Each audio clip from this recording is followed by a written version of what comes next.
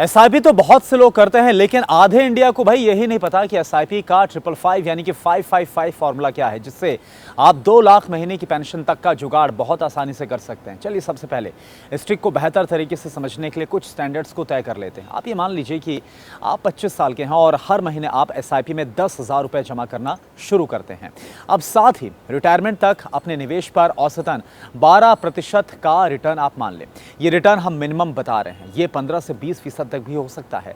अगर ऐसा होता है तो रिटर्न और ज्यादा बढ़ जाएगा, क्योंकि मार्केट में रिटर्न कई बार ऊपर नीचे होता रहता है। इसलिए आप 12 से 15 का जो औसत है वो लेकर आप बहुत आराम से चल सकते हैं। अब ये ध्यान रहे कि अगर ये 1% कम भी होता है तब भी आप बहुत ही आराम से 2 लाख महीने का जुगाड़ सेट कर पाएंगे। अब चलिए 555 एसआईपी का फॉर्मूला क्या है ये आप समझ लीजिए। 555 फॉर्मूले में पहले 5 का मतलब है कि 5 साल पहले रिटायर हो जाना।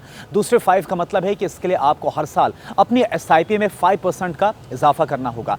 तीसरे 5 का मतलब है कि अगर आप लगातार इसी तरीके से निवेश करेंगे तो 55 साल की उम्र तक आपके पास 5.28 करोड़ रुपए का फंड हो जाएगा। यानी एसआईपी में थोड़ा बदलाव और आप समय से पहले रिटायर हो सकते हैं। अब इसका कैलकुलेशन आप समझ लीजिए। मान लीजिए कि आप हर महीने एसआईपी में 10,000 रुपए निवेश करना शुरू करते हैं और हर साल इसमें आप 5% का इजाफा करते हैं अमाउंट में, जिससे कि आपको औसतन 12% का रिटर्न मिलता है। 30 वर्षों में 55 वर्ष की आयु तक आपका जो कुल इन्वेस्टमेंट है वो लगभग 79.73 लाख रुपए होगा। कंपाउंड इंटरेस्ट की शक्ति के कारण आप लगभग 4 करोड़ 48 लाख रुपए ब्याज अर्जित करेंगे और इसके परिणाम स्वरूप कुल 5 करोड़ 28 लाख रुपए की जो राशि है वो आपके पास होगी।